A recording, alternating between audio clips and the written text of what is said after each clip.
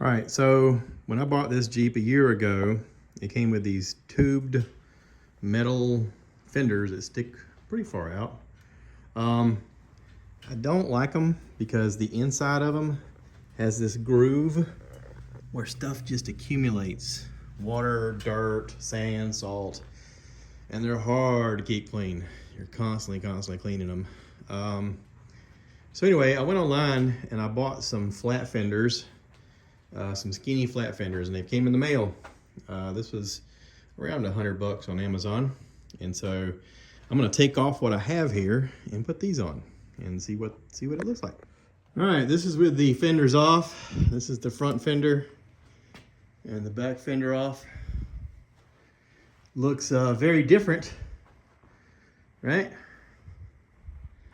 I gotta clean some of this up. I wanna cut this metal right here.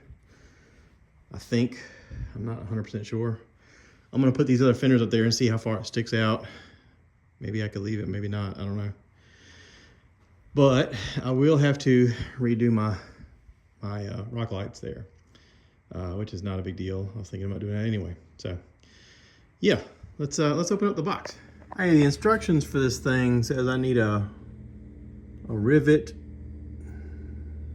nut collapser, rivet tool.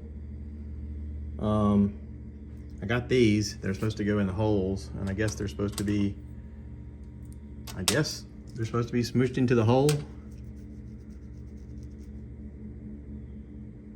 I don't know.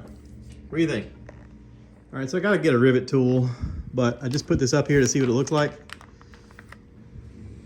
I'm guessing this is the right fender for this. But that's basically what it'll look like. And it looks like you will see that a good bit if I don't cut it. So I'm gonna have to end up cutting that, I do believe.